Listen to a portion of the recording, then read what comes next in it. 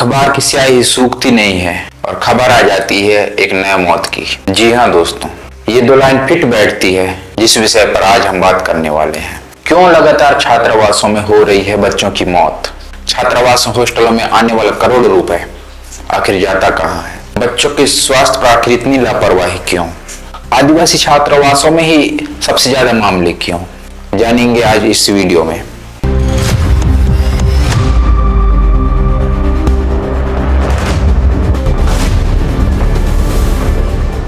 नमस्कार दोस्तों, मेरा नाम दीपक मसरा और अगर आप नए हैं तो मेरे YouTube चैनल को सब्सक्राइब कर अपना आशीर्वाद जरूर दें। पिछले दिनों ही जबलपुर जिले के कुंडम हरदुली कला में छात्रावास में रह रहे एक बच्चे की जान चली गई। बच्चे का नाम था राजकुमार धुर्वे, उम्र 14 वर्ष। और इसके कुछ दिन पहले मंडला जिले के पिपरिया में छात्रावास में रहकर पढ़ाई करने वाली शिल्पा मरावी की जान चली गई। इन बच्चों के साथ साथ कई अन्य बच्चों का भी अचानक स्वास्थ्य बिगड़ता है और उनकी इलाज अभी भी चल रही है। सिर्फ मध्य प्रदेश ही नहीं, कई अन्य राज्यों में भी इस तरह के मामले सामने आते रहे हैं। कुछ दिनों पहले छत्तीसगढ़ के गौरेला पेंड्रा मरवाही जिले में एकलव्य आदिवासी छात्रावास में रह रहे एक बच्चे की संदिग्ध अवस्था में मौत हो जाती है।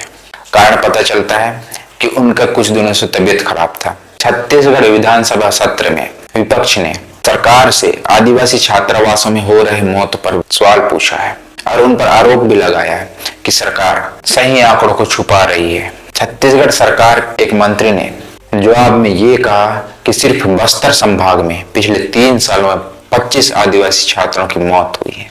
ये मौत के आंकड़े सिर्फ छत्तीसगढ़ और मध्य प्रदेश तक सीमित नहीं है, इसके साथ साथ महाराष्ट्र, उड़ीसा, कर्नाटक जैसे कई राज्यों में भी जारी है। मध्य प्रदेश के धार जिले में पिछले 8 महीने में आदिवासी छात्रावासों में रह रहे 5 बच्चों की मौत की खबर कई मीडिया के माध्यम से सामने आई है। 8 मार्च 2025 को the Indian express news portal में एक रिपोर्ट सामने आती है जिसमें ओडिशा ट्राइबल वेलफेयर मिनिस्टर द्वारा ये कहा जाता है कि पिछले 8 महीनों में कुल 26 आदिवासी छात्रों का हॉस्टल में मौत हुई है।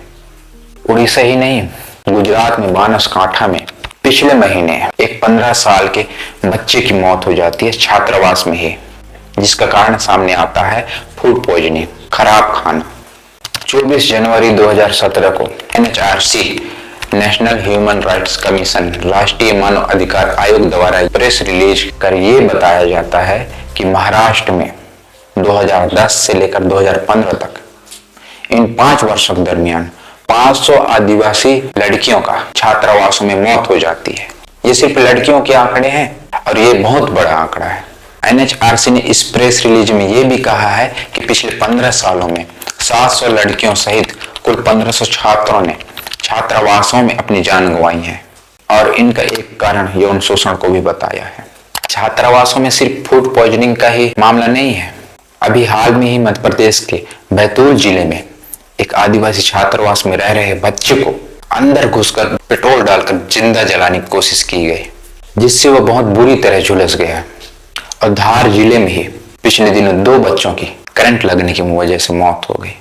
पता नहीं ये आंकड़ा कब रुकेगा, कब थमेगा। 2 अगस्त 2025 की टाइम्स ऑफ इंडिया की ये रिपोर्ट देखिए, जिसमें एक छात्रावास अधीक्षक द्वारा एक आदिवासी बच्चे को थप्पड़ जड़ने का मामला आया, जिसके भरोसे माता पिता अपने बच्चों को हॉस्टल में छोड़ते हैं उनका भविष्य संवारने के लिए।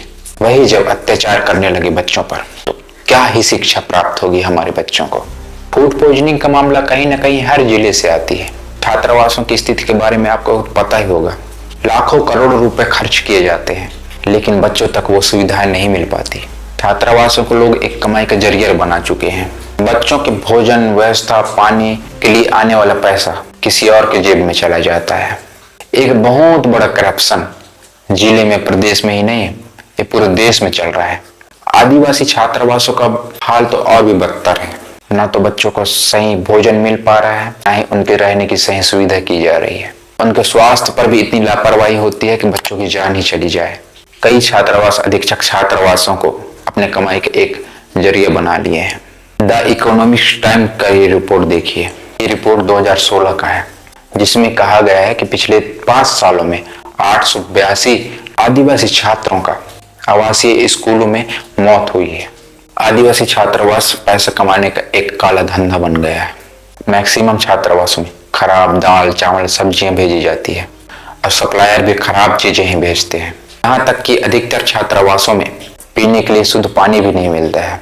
इतनी संख्या में जब छात्र एक ही बिल्डिंग में रहते हैं तो जरूरी है कि वहां पे वाटर प्यूरिफायर लगाया जाए, लेकिन सीधे नल से आने वाले पानी को बच्चे पीते हैं जो दूषित होता है और वही बाद में बीमारी का कारण बनता है।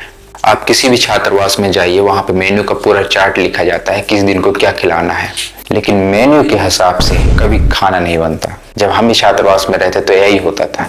जिस तरह स्कूलों में जर्जर भवन की वजह से बच्चे डरे हुए हैं, उसी तरह छात्रावासों में फूड पॉइजनिंग और खराब व्यवस्था के कारण बच्चे डरे हुए हैं। सिस्टम की लापरवाही हजारों बच्चों की जान ले चुकी है।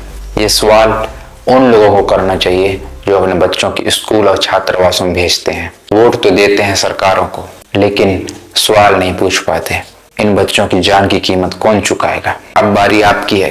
क्या आप चुप रहेंगे या फिर इन सब से सवाल करेंगे कि आखिर आदिवासी बच्चों, गैर आदिवासी बच्चों का मौत का आंकड़ा बढ़ता ही क्यों जा रहा है? क्या हमारे बच्चे सिर्फ मरने के लिए छात्रावास जाएं? क्या हमारे बच्चे सिर्फ मरने के लिए स्कूल जाएं? ये आप पर निर्भर करता है कि आप पूछते कितने हैं, सवाल कितना उठाते हैं और किन लोगों से सवाल पूछते हैं। धन्यवाद। मैं दीपक मसराम। अगर आपको वीडियो अच्छा लगा हो तो चैनल को जरूर सब्सक्राइब कर दीजिए, क्योंकि हम सवाल उठाते रहेंगे, मुद्दों की बात पूछते रहेंगे। धन्यवाद। जोहार, जिंदाबाद।